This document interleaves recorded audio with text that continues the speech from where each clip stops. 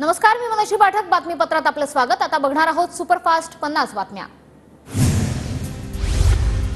Chhatrapati संभाजीनगरच्या Galaxy हॉस्पिटलमध्ये मंत्री उदय सामंत आणि खासदार संदीपान भुमरेंनी घेतली जरांगेंची भेट. गॅलेक्सी हॉस्पिटलमध्ये जात दोघांकडूनही जरांगेंची विचारपूस. सांगलीच्या निवडणुकीत मला आणि विशाल पाटलांना त्रास सहन करावा लागला. लवकरच चोख उत्तर देणार काँग्रेस आमदार विश्वजित कदमांचा इशारा. लोकसभेनंतर सांगली विधानसभेतही महाविकास आघाडी जागा वाटपाचा गुंता होण्याची शक्यता. काँग्रेस आणि शरद पवार गटाकडून दावेदारी सुरू, तर कुणी काहीही बोलो, काँग्रेस सांगलीतील 4 ते 5 जागांवर लढेल, विश्वजित कदमांचं विधान. जागा वाटपाच्या प्रत्येक बैठकीला उपस्थित होतो. सांगलीची जागा काँग्रेसला मिळावी असा जयंत पाटलांचा आग्रह होता, अनिल देशमुख यांचा दावा. इंदापूर विधानसभेसाठी फडणवीसांचा शब्द मानू, हर्षवर्धन पाटलांचं विधान. तर फडणवीस आणि अजितदादा जे सांगतील तो निर्णय मान्य, दत्ता भरणेंची प्रतिक्रिया. नाशिक शिक्षक विभाग मतदारसंघासाठी महायुतीची बैठक संपन्न. छगन भुजबळांची मात्र बैठकीकडे पाठ. छगन भुजबळांचा आज येवला मतदारसंघात दौरा. सिंधुदुर्गच्या कणकवलीत शिवसेना शाखेबाहेर उदय सामंत, किरण सामंतांचे फोटो असलेले बॅनर झळकले. वक्त आने दो, जवाब भी देंगे और हिसाब भी लेंगे, बॅनरवरील आशयाने चर्चांना उधाण. सुनेत्रा पवारांची राज्यसभेच्या खासदारपदी निवड झाल्यानंतर आरपीआयच्या सचिन खरात गटातर्फे बॅनरबाजी. हार कर जितने वालों को भी बाजीगर कहते हैं, पुण्यातल्या बॅनरवर उल्लेख. मंत्रिपदाचा पदभार स्वीकारल्यानंतर मुरलीधर मोहोळ पुण्यात. मुरलीधर मोहोळ यांचं पुण्यात जंगी स्वागत.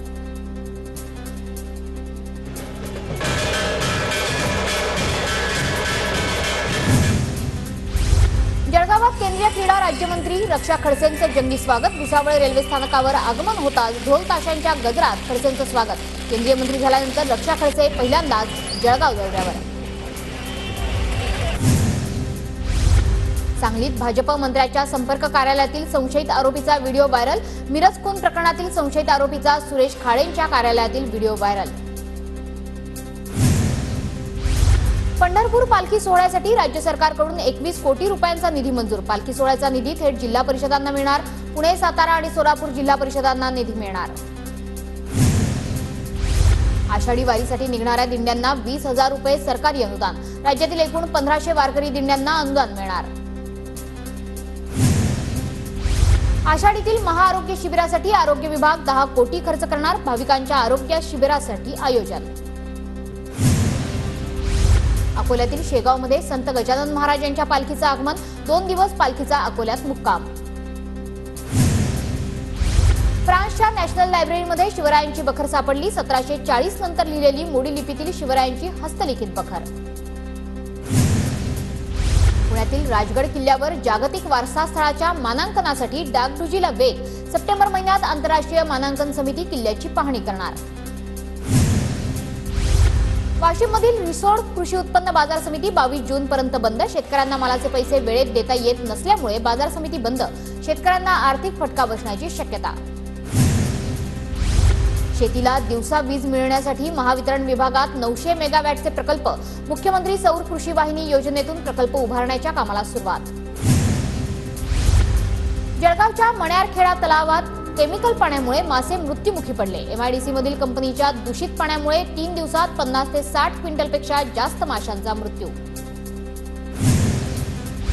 अहमदनगरमध्ये जोरदार पाऊस पडूनही टँकरनं पाणी पुरवठा. जिल्ह्यात 250 टँकरनं पाणी पुरवठा सुरू असून आणखी पावसाची गरज. बीड जिल्ह्यातील बिंदुसरा नदीची मागील 2 वर्षांपासून साफसफाई नाही. नागरिकांच्या जीवाला धोका, पालिकेचं दुर्लक्ष. पहिल्या पावसानंतर कोकणातला निसर्ग बहरला. राजापूर तालुक्यातील अर्जुना धरण परिसरातील निसर्गाचं विलोभनीय दृश्य. सह्याद्रीच्या डोंगरकड्यांवरून धबधब्याप्रमाणे कोसळणारं धुकं घालतंय पर्यटकांना भुरळ. अमरावतीच्या अंजनगाव सुरजीच्या पंचायत समिती कार्यालयाला पहिल्याच पावसात गळती. गटविकास अधिकाऱ्यांच्या कक्षातही पाणी शिरलं. इमारतीला 65 वर्ष पूर्ण झाल्यानं कार्यालय स्थलांतरित करण्याची मागणी. बुलढाणा जिल्ह्यात पुरेसा पाऊस झाल्याशिवाय पेरणीला घाई करू नका. शेतकऱ्यांना कृषी विभागाचं आवाहन. जिल्ह्यात 7,35,000 हेक्टर क्षेत्रावर खरीप पिकाच्या पेरणीचं नियोजन. वाशिमच्या मंगरुळपीर तालुक्यात वादळी वाऱ्यासह जोरदार पावसाची हजेरी. मुसळधार पावसाचा शेतीला मोठा फटका, तर वादळी वाऱ्यामुळे सौर कृषी पंपांचंही मोठं नुकसान. नांदेड तालुक्यातील इसापूर कालव्याच्या लहान मोठ्या वितरकेचं काम अपूर्ण राहिल्यानं शेतकऱ्यांच्या शेतात पाणी शिरल्यानं तळ्याचं स्वरूप पेरणी सोडून मच्छीपालन करावं का? शेतकऱ्यांचा संतप्त सवाल. जळगावच्या चाळीसगाव तालुक्यातील माळशेवगे गावात मुसळधार पाऊस, नदी नाले प्रवाहित, शेतात पाणी साचल्यानं शेतकऱ्यांचं नुकसान. बीड जिल्ह्यातील माजलगाव, वडवणी, अंबाजोगाई तालुक्यात पावसाची हजेरी, शेतकऱ्यांकडून पेरणीला सुरुवात तर अनेक भागात अद्यापही पावसाची प्रतीक्षा. मावळमध्ये रब्बी हंगामातील भुईमूग काढणीला वेग, परिसरातील शेतकरी भुईमूगच्या शेंगा काढण्याच्या कामात व्यस्त. पुण्याच्या इंदापूरमधील कांदल गावात वादळी वाऱ्यामुळे तोंडल्याची शेती जमीनदोस्त, शेतकऱ्यांचं मोठं नुकसान, पंचनामा करून नुकसान भरपाई देण्याची शेतकऱ्यांची मागणी. वर्ध्यात 9,000पेक्षा अधिक शेतकऱ्यांकडून पीक कर्जाची परतफेड, 4,000वर नवीन खातेधारक शेतकऱ्यांना कर्ज पुरवठा. जिल्ह्यातील 14,641 शेतकऱ्यांना 199 कोटी 43 लाखांचा कर्ज पुरवठा.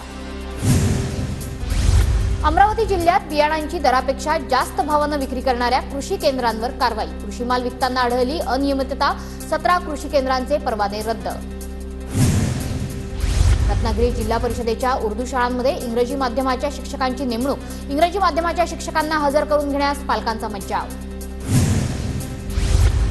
आंबोली घाटात कचरा करणाऱ्यांवर होणार आता दंडात्मक कारवाई, सावंतवाडी वन विभागाकडून 1,000 रुपयांची दंडात्मक कारवाई, परिसरात स्वच्छता ठेवण्यासाठी निर्णय. विशाळगडावरील दर्ग्यात बकरी ईदला प्राण्यांची कत्तल करण्यास परवानगी, मुंबई हायकोर्टाकडून देण्यात आली परवानगी. हजरत पीर मलिक रेहान मीरा दर्ग्याकडून दाखल झाली होती याचिका.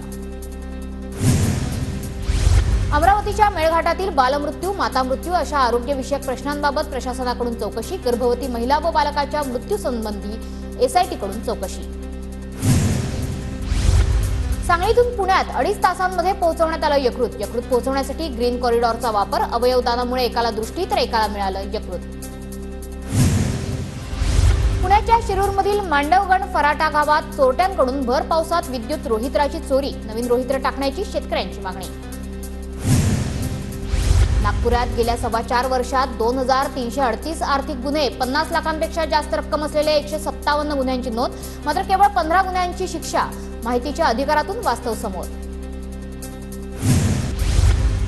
हिजाब बंदीच्या निर्णयाविरोधात 9 विद्यार्थिनींची मुंबई हायकोर्टात धाव, मुंबईतील एनजी आचार्य आणि डीके मराठे महाविद्यालयातील प्रकार हिजाब बंदीचा निर्णय रद्द करण्याची मागणी. नव्या शैक्षणिक वर्षाची सुरुवात शिक्षकांच्या आंदोलनानं, अशैक्षणिक कामं आणि विविध निर्णयांविरोधात शिक्षकांचं आंदोलन, शाळांमध्ये विद्यार्थ्यांच्या स्वागतानंतर शिक्षकांकडून विरोध. राज्य शिक्षण मंडळातर्फे आयोजित केलेल्या 12वीच्या पुरवणी परीक्षा अर्जासाठी मुदतवाढ, 17 जूनपर्यंत विलंब शुल्कासह अर्ज भरण्यास मुदतवाढ. मुंबई विद्यापीठाकडून पदव्युत्तर अभ्यासक्रमाच्या प्रवेश प्रक्रियेच्या नाव नोंदणीसाठी मुदतवाढ, अर्ज सादर करण्यासाठी 19 जूनच्या संध्याकाळी 5 पर्यंत मुदतवाढ.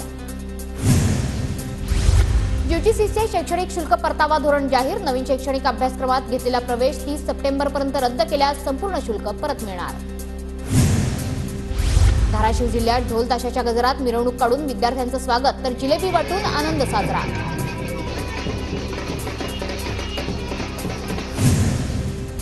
एअरलाईन कंपनी स्पाइसजेटकडून हैदराबाद अयोध्या थेट विमानसेवा बंद, प्रवाशांची मागणी घटल्यानं कंपनीचा निर्णय.